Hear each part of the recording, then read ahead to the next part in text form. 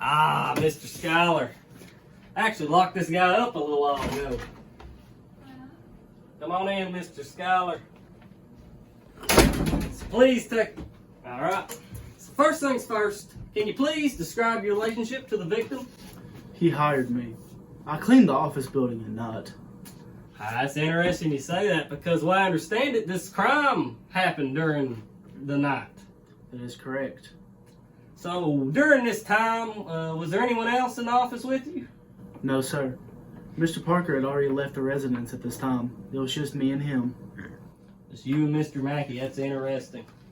So, I don't even know what to ask. I mean, did you enter his office during all this? I cleaned his office early in the morning, sir. I was on the other side of the building when this happened.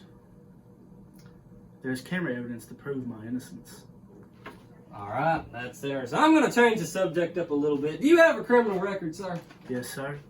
Yes, you do. The way I see it right here is that you actually spent 2 years in a federal prison. Is that correct? That is correct.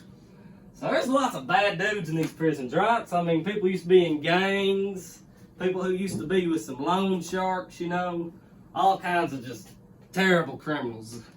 Did you ever meet anyone like that at your prison? I've met several people like that, sir.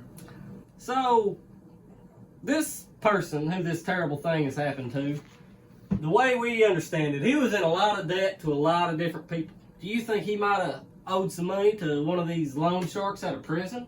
And you might have met this person and they might have wanted to make an example out of this victim. You know, maybe, wanted to make an example out of. There's no possible way for me to know the answer to that question, sir. All I'm saying is if that was the case, you'd be a pretty good candidate to do that job, wouldn't you agree? I disagree. There's camera evidence to prove my innocence. Well, let's address this camera evidence a little bit. If what you're saying is correct, and Mr. Parker had already went home, you was the only person besides Mr. Mackey in the office. So wouldn't it be pretty easy for you to go in the recording room and, change out the tape? And, and you could go around and commit this crime and clean up all the evidence and maybe plant some evidence depending on another person. And you have all these chemicals in your closet and you clean everyone's office, you got their fingerprints. I mean, you just turned loose in here. That is a baseless list of extrapolations, sir.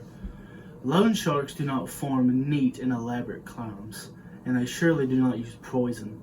This crime had to be done by someone higher up in society. So who do you think that would be? The other two suspects.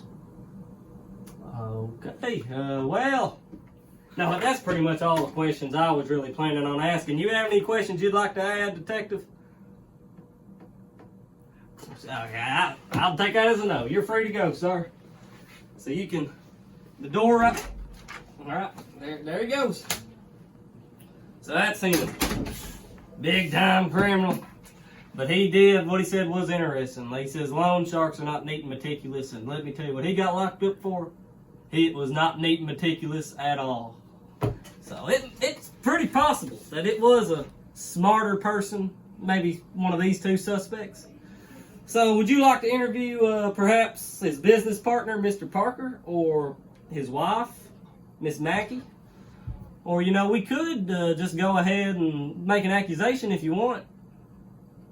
So one of those, you can do him or you can interview her. So it's whatever you want to do.